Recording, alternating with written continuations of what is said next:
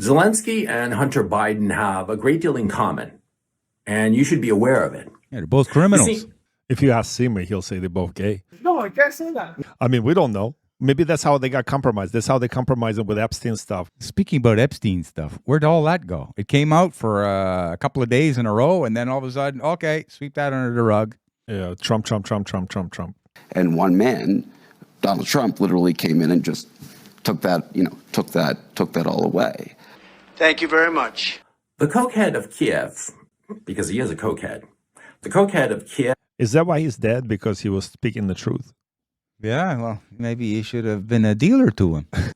is actually a manufactured political figure. He was manufactured by a Ukrainian, Israeli, Cypriot oligarch called Igor Kolomoisky. If we continue to do this show, we're going to be contacted by ADL. Just say hi. How you doing? Now, Igor Kolomoisky was the man who owns 1+1 Media here in Ukraine. And 1+1 Media is the company that financed and produced the TV show Servant of the People. And Servant of the People hired Zelensky, a well-known actor in Ukraine, an actor with zero political experience or even any political interest. Well, they hired him to play the role of the president in this show, Servant of the People. Now, Servant of the People had I think you can get it like on one of them Amazon or Netflix channels. You can watch it, brothers and sisters, if you're into that kind of sort of thing. huge ratings, but a lot of people say that it was really weird, the amount of propaganda and PR that was done for the show. It was disproportionate to any other show of any channel. The amount of PR, positive press, and all the rest of it, it was really pushed on the people. Some people say it was completely astroturfed. Didn't we get that 8 years ago with Trudeau? That's how he came to power, where the media just put him as the second coming, and he's so great. He's going to be fantastic, and that's the hope for the country. And look at his hair. Yeah, of course, and better days And look at his sunny wife. ways. She's so cute. His wife. She's such a good wife. Look at the children. And yeah. He's just.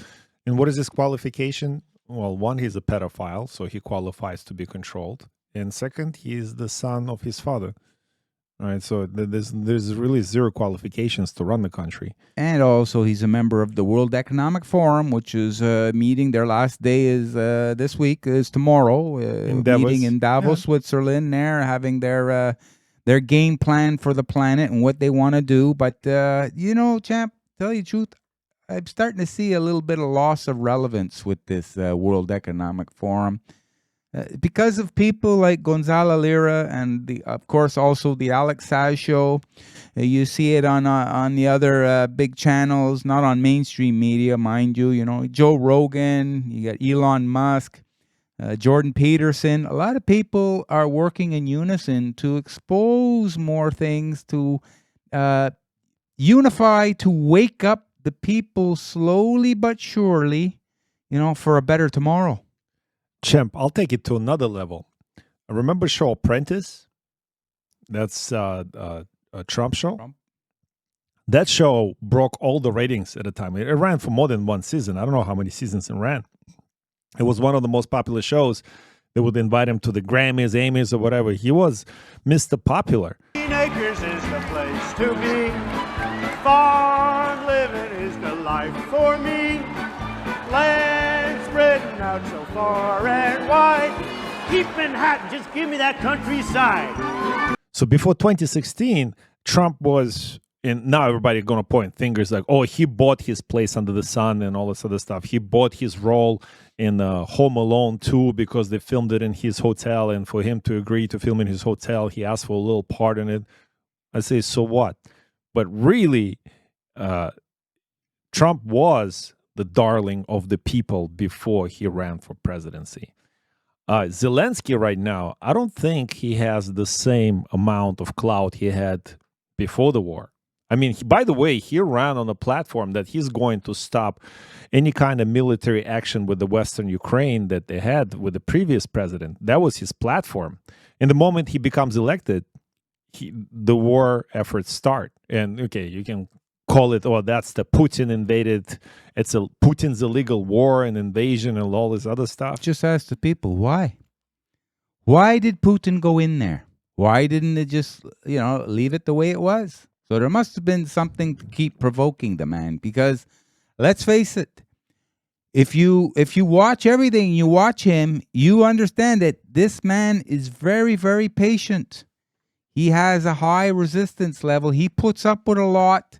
He warns, and then, but when he's done, this guy's done. He's like a Trump too. You can't push him too far. Trump will be tolerant until the day he becomes intolerant. And like his wife said, if you hit my husband, if you hit Donald Trump, well, he'll hit you back 10 times. Does Putin has as much patience as China? I mean, the whole Taiwan thing. Well, that's theirs. Sorry, people in the West, if you even care. Most people don't. That's just a propaganda machine and a distraction device. But what do the people in the West care what Taiwan is, if China's going to take Taiwan? I mean, just the name, Taiwan. What does that sound like? New York? Well, they have New York Village in Ukraine. And I think that's why they named certain places in Ukraine with American names to have an emotional response. Right now, there's actually a huge battle for New York going on in Western Ukraine. It sounds funny, right?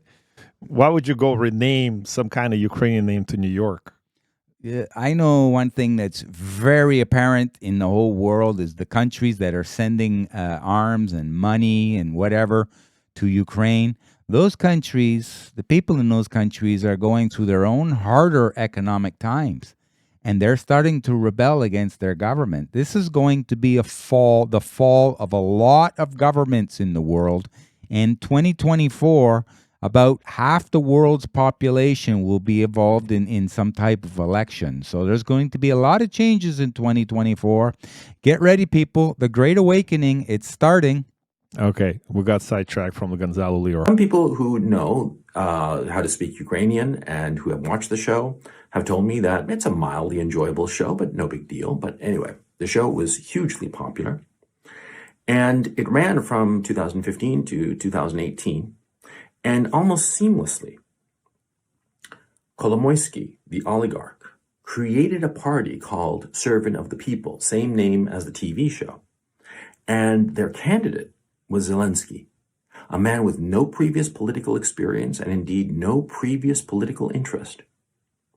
And Kolomoisky financed Zelensky to the point that Zelensky today is a billionaire. How many actors do you know are billionaires? Or the same parallel we can draw, like you said, with our actor in charge. Well, he wasn't even an actor. He was He was a teacher. He was a theater teacher. Those who can't do, those who can't teach, right? So he wasn't even an exceptionally good actor, and he still got hired to do that. And the parallel, the same. What did he go in with? Like a $5 million personal wealth, right? And now he has $300+ million. Yeah, he's all set up. Money is his god, and he's subservient of the World Economic Forum. So we pay him to hurt Canadians. That's what we're doing. And I wish Canadians would all unite together and understand, get it through our heads once and for all, that politicians work for us. We should be telling them what to do. We run things, but we engineer them to be able to do it on our behalf, but they're not doing it for us. They're doing it for other private interests, and we're paying the price. And people, they say, well, what can I do? I'm by myself. Yeah, well, every individual says the same thing. That'll show you how far you're divided and separated from each other. But if you all unite, under the one belief that you're all Canadians, we're all brothers and sisters together, and we have to unite for what's better for the country, then we say, you have to step down now. We're the boss, not Trudeau. I like how you drew the parallel. It's like as simple as like any basic relationship, let's say husband and wife. When you go out there and meet your future spouse, what are you looking for? The first thing, you're looking for shared value. You're not hoping that your values will somehow will affect this person to, and they maybe share your value eventually. No, that's always a cause. That's the second thing you're looking for. First thing you're looking for is the girl that floats your fancy. Oh, there's a sweetheart. Look at that. Ding, ding, ding, ding. Do men really, really, really care about the looks versus the substance? Let me think. That's a fair question. It depends what type of a man you're asking. Originally, you see, there are a lot of beautiful women out there, and the more beautiful they are, the more men they're going to have knocking on their door, obviously. Okay. But what is the beauty now? Like, the beauty now is not beauty. Beauty now is substandard. Everybody's fake lips, fake Botox, butts, teeth. Well, a high-value man will look past that. Okay, that's the girls do that to get attention from the low-value man. So the high-value man sees a nice-looking girl by nature. It's almost like it's God's gift. It's a creation, and it's just. And he gets very, very interested. His ears start fluttering a little bit. And so then what keeps a high-value man interested in this woman is her attractiveness on the inside. Because you get used to the looks on the outside. And let's face it, we all get a little older, and, we're all our looks are going to dissipate a little bit. So what keeps a person engaged? What keeps the couple going together? But you're talking about honeymoon period. Like, I can get engaged. Oh, she's a spark. She's this, she's that. I mean, I really love hanging out with her right now. But the long term, right? Once you pass the honeymoon, you're like, I don't. And that's why I don't know why we brought this up in the Gonzalo Lira situation, other than that he's a red pill man. Well, yeah, he was labeled a misogynist. I mean, what we're saying, he was saying it, but in more of an aggressive tone. We're saying it in more layman's tone and terms, and so I'm not a misogynist, and I know for darn sure you're not either.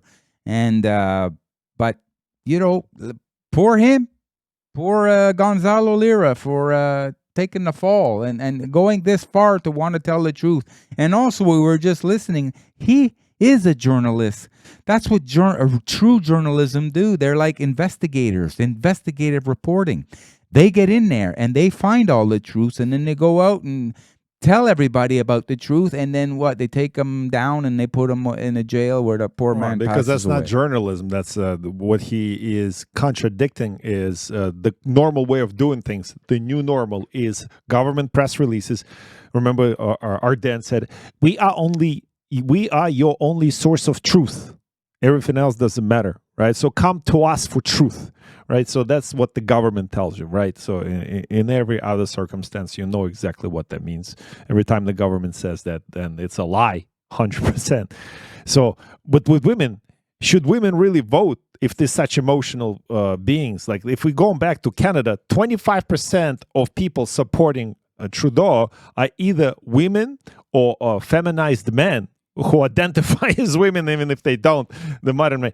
So there's got to be some kind of qualification for that. Yeah, but also that 25% would keep the extreme on the other side in check. Like, the extremes have to, I won't say balance each other out, but check each other out so that you come to a happy medium. And the medium is in constant flux all the time. It's like a moving scale. But right now, we're being engineered into the extremes. It's the extreme left, the woke, they have all names for them, and the extreme right, the Nazis, the libertarians, the conspiracy theorists. So this is just a play on words. There are, if a person thinks a little bit different from you, it doesn't mean they're completely extreme. But people have been taught, no, it's only my opinion, it's my ideology that counts. You don't know what you're talking about. Because we live in a world where narcissism is the true epidemic. We live in a world where today it's all about me, myself, and I, the three amigos, and that's it. And if you don't see the way we see it, I guess that's where they got the they, them from, because there's me, myself, and I. So that's why they like to be labeled they, them. And if you don't see it the way they, them see it, then you're at extreme, you're this, and they call you all kinds of names. And I said, well, you can think what you want, But G-Man and I'm sure Alex, the giant here, is going to think whatever the hell he wants to. I do think that we all need to take a stand on our values. But, like you said, if we go into back to how do we make this country great again, specifically Canada, is we got to go back to a shared value. What is the share? What do we value here in this Canada the most? We want to make Canada great again. Get rid of Trudeau. Well, that's how we went down. But I mean, we got to masculinize the young men again. Well, for that a is the better shared tomorrow. value. So you're going back to traditional way of doing things. So there's no modern man as okay. So if you want to bring Canada back and you have like, oh, there's not enough modern man role models. No, even if there was, that's not a model for any kind of successful or sustainable system. It's a model for distraction. Look at anything. Look at Rome, look at Germany, look at Soviet Union. All those debased countries or empires fell apart because they had no value, or their values were written in something else like Sodom and Gomorrah. So, Glenn, I'm glad I have you as my role model because you're making me better. You're making me live up to a higher value of standard. And strong men stand up against paganism. Paganism is the evil, it's the devil, it's the Luciferian way of getting into society. A lot of scriptures, or a lot of people who interpret the scriptures through religions think that, the planet Earth, it's hell. It's because the devil, the evil, has its grip on the whole planet, and we have to resist that. What you resist persists.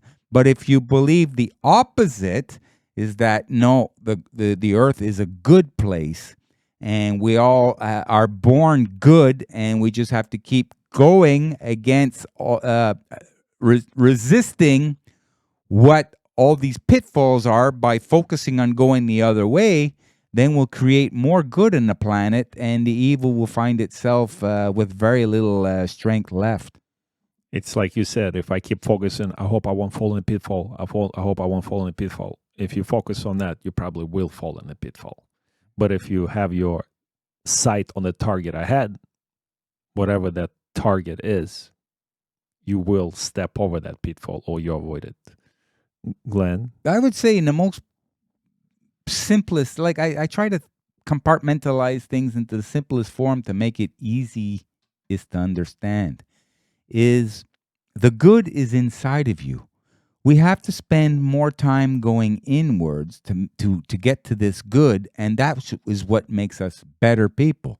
And that should be the goal in life, is to go inward to make yourself a better today than you were yesterday, and tomorrow you're going to be a better person than you are today.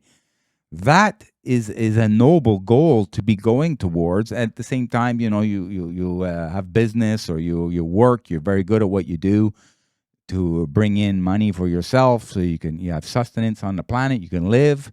Unfortunately, Mr. Gonzalo Lira, he took it a real step far, and going to provoke another country where free speech is not as free as what we're used to and what he was used to here in the West. But we could take something positive out of this tragic accident is free speech is not free. Freedom is not free. It's something that you have to protect all the time.